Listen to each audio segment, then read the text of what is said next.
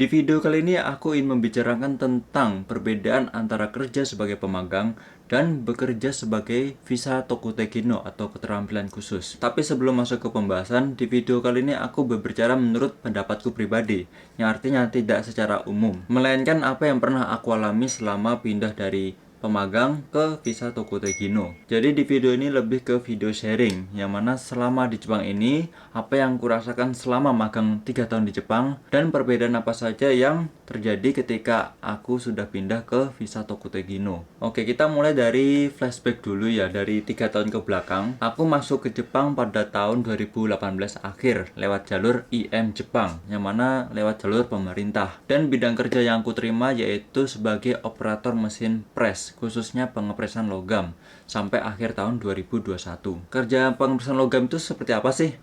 Contoh, ini misal ya. Misal aku buat produk seperti ini. Ini bentuknya seperti ini.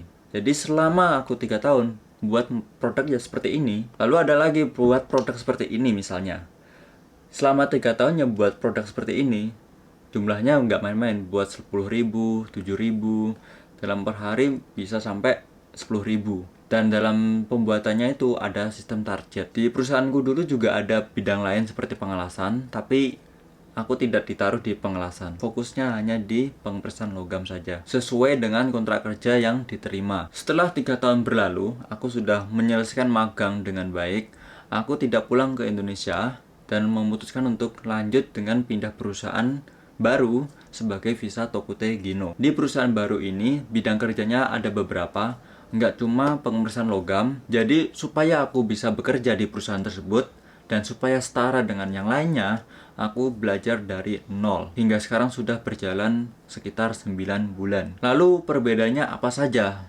Dari awalnya magang 3 tahun, lalu sudah berpindah ke visa Tokuteki no atau visa keahlian khusus ini. Ada beberapa poin yang ingin aku sampaikan, yaitu yang pertama, pekerjaan lebih luas. Dulu pas magang 3 tahun, jenis pekerjaanku yaitu pengepresan logam, cuma satu. Meskipun dulu perusahaanku juga ada pengelasan dan pembengkokan pipa. Tapi karena sudah ada ketentuan dari kontrak kerjanya, yang mana kontrak kerja itu sudah aku terima ketika masih dalam pelatihan tahap daerah, tahap pertama. Waktu itu aku di Jombang. Di situ dijelaskan tentang pekerjaanku sebagai operator mesin press dan selama 3 tahun. Sehingga harus sesuai dengan isi dari kontrak kerja tersebut. Meskipun dulu ada pengelasan ya, sebenarnya pengelasnya itu bukan pakai tangan, pengelasannya pakai robot. Yang mana mungkin tinggal disetel, mungkin sambil di set udah jadi ya. Tapi aku nggak diajari, aku cuma fokusnya di pengepresan logam saja. Di perusahaan baru ini ada berbagai macam pekerjaan, yang mana seperti contohnya cara memotong menggunakan mesin laser, cara menggunakan alat potong, cara mengoperasikan robot, cara menggunakan las CO, dan masih banyak lagi yang mana dulu waktu magang tidak pernah diajari. Karena statusnya sudah Tokuteki no, bukan anak magang lagi, harapan perusahaan bisa menguasai pekerjaan tersebut. Tapi bagaimana kalau dalam bekerja ada kesalahan? Pasti ada dong kesalahan-kesalahan waktu bekerja. Ketika aku masuk bidang yang sama sekali aku nggak ngerti, ada pendamping atau bisa dikatakan atasan yang ngajari kita cara menggunakan alat ini gimana ya, cara menggunakan alat yang benar gimana ya, sehingga untuk kesalahan tersebut tidak terjadi. Dan untuk pekerjaan yang membutuhkan tanggung jawab yang besar, ada tesnya. Dan tesnya itu kalau lulus berarti sudah ada kepercayaan untuk mengerjakan pekerjaan tersebut. Di perusahaanku yang baru ini, semakin banyak bidang yang dikuasai, maka akan ada tawaran kenaikan gaji. Kalau dalam bekerja ada kesalahan itu pasti manusiawi, bisa minta maaf dan tidak mengulanginya lagi. Dulu masih awal-awal rasanya sangat berat, karena sekarang sudah sering melakukan dan hafal dengan pekerjaan yang sekarang. Di situ rasanya dalam bekerja sudah ada value atau harganya. Yang kedua, fasilitas. Dulu waktu aku masih magang, aku tinggalnya di apartemen berisi 3 orang.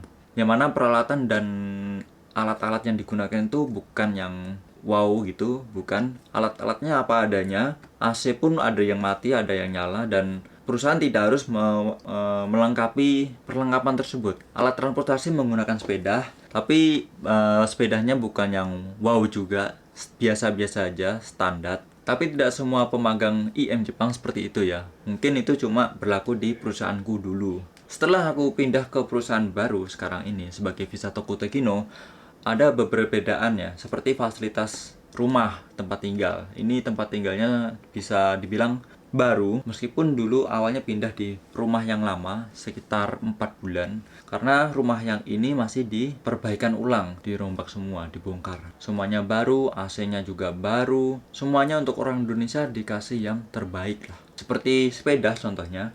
Kalau dulu untuk minta sepeda baru, itu nggak di ACC sama bos. Sekarang ini kalau minta sepeda baru, besoknya sudah ada sepeda baru di parkiran. Wah, ini mantap juga kan. Yang ketiga yaitu bonus. Dulu selama magang 3 tahun di Jepang, tidak ada bonus dari perusahaan. Karena bonus untuk peserta magang itu tidak ada di kontrak kerja. Dan ini berlaku untuk setiap perusahaan ya. Mungkin kebijakannya berbeda-beda. Untuk kasusku tidak ada bonus selama 3 tahun ini. Kalau untuk visa Tokute Kino sudah dipastikan dapat bonus. Dalam setahun akan dapat 2 kali. Biasanya mendekati musim panas, liburan musim panas sama musim dingin. Besarnya bonus mungkin dari jenis pekerjaannya atau faktor-faktor lain, aku nggak tahu. Tapi setiap orang bisa menerima bonus yang berbeda-beda. Besarnya bonus tergantung dari kebijakan perusahaan. Yang keempat yaitu bisa pindah-pindah perusahaan. Ketika kalian masih magang, ketika masuk ke perusahaan penerima, kalian harus bisa menyelesaikan magang 3 tahun dengan baik di perusahaan tersebut. Tidak boleh pindah-pindah perusahaan, apalagi kabur. Itu sudah melanggar hukum. Dan hukum itu di Jepang lebih ketat ya. Jangan sampai melanggar hukum di Jepang. Bisa pindah perusahaan kalau misalkan perusahaan tempat magang kalian mau bangkrut. Sehingga harus dicarikan perusahaan baru sama pihak ketiga, yaitu IM Jepang. Tapi kalau tidak terjadi apa-apa ya, kalian harus selesaikan 3 tahun di perusahaan tersebut. Kalau untuk visa Tokute Kino, aku ini bisa pindah perusahaan lain yang sesuai dengan minatku, atau bisa pindah perusahaan sesuai dengan sertifikat keahlian yang kalian punya. Sebenarnya ada beberapa poin lagi, tapi dari poin-poin tersebut yang paling menonjol ya 4 tadi, yang membedakan antara kerja sebagai pemagang dan Tokute Kino. Jadi kesimpulannya, menurut pendapat pribadi ya ini, Tokute Kino itu lebih rekomendasi daripada bekerja sebagai pemagang. Tapi bekerja dengan visa Tokute Kino itu memiliki tanggung jawab yang lebih besar karena dituntut untuk ahli dan profesional dalam bekerja. Sekian untuk video kali ini. Terima kasih yang sudah menonton. Semoga bermanfaat. Terima kasih dan salam Genki.